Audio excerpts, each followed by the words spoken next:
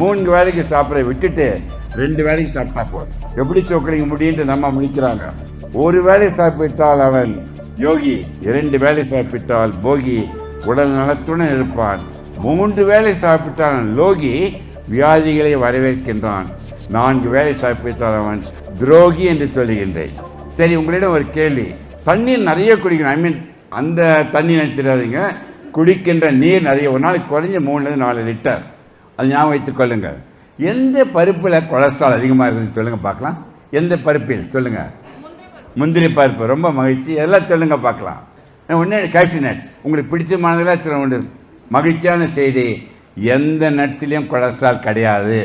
எந்த உணவு தாவரத்திலிருந்து வருகின்றதோ அது அனைத்தும் 0 கொலஸ்ட்ரால். தோலுடன் சாப்பிடணும். பாதாம் பருப்பு கூட அதிக சாப்பிட்டா வெயிட் போயிடும். அதுங்க அடிக்கடி சொல்கிற, உடம்புலையும் பாரம் கூடாது, மனதிலும் பாரம் கூடாது. 100 வருடம் சொக்கலிங்க வர வேண்டாம். அதான் அடிக்கடி சொல்கிறேன். மிக முக்கியமாக சாப்பிடும்போது சில பேருக்கு புறக்க ஏறிடும். இப்போ கவனிச்சிருக்கீங்களா? புற ஏறினா என்ன பண்ணுவீங்க சொல்லுங்கள் பார்க்கலாம். பக்கத்தில் இருந்தால் என்ன பண்ணுவீங்க? தலையில் தட்டுவீர்கள், அவர்கள் இறந்து விடுவார்கள். ஸோ குனியை வைத்து முதுகில் தட்ட வேண்டும். புற ஏறிடுச்சுன்னா ஒரு வசனம் சொல்லுவாங்க. என்ன வசனம்? யாரும் உங்களை நினைக்கின்றார்கள், எவரும் உங்களை நினைக்க தயாராக இல்லை. நீங்கள் எவரும் நினைத்து சாப்பிடும் பொழுது பறையேறிவிடும். ஸோ என் உறவினர்கள் அனைவரும் உங்களை நான் கருதுவது உறவினர்களாக. ஆயிலை குறைத்து உங்கள் ஆயிலை கூட்டிக் கொள்ளுங்கள். வேலைக்கு சாப்பிட வேண்டாம். Intermittent fasting very important.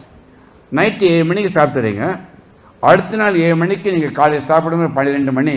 அதை நீங்கள் 11 மணியாக மாற்றுங்க.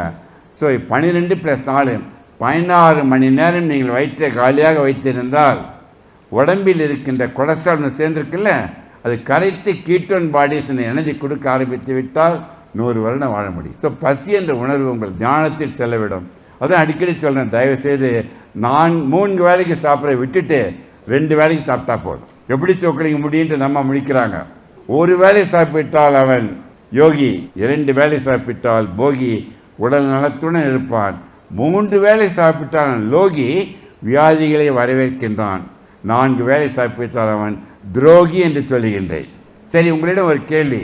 தண்ணீர் நிறைய குடிக்கணும். அந்த தண்ணி நினச்சிடாதீங்க. குடிக்கின்ற நீர் நிறைய, ஒரு நாளைக்கு குறைஞ்ச 3-4 லிட்டர். அது ஞாபகம் வைத்துக் கொள்ளுங்கள். எந்த பருப்பில் கொலஸ்ட்ரால் அதிகமாக இருக்குதுன்னு சொல்லுங்கள் பார்க்கலாம். எந்த பருப்பில் சொல்லுங்கள்? முந்திரி பருப்பு. ரொம்ப மகிழ்ச்சி. எல்லாம் சொல்லுங்கள் பார்க்கலாம். ஒன்றே கேஷ்யூ நட்ஸ். உங்களுக்கு பிடிச்சமானதெல்லாம் சொல்ல வேண்டும்.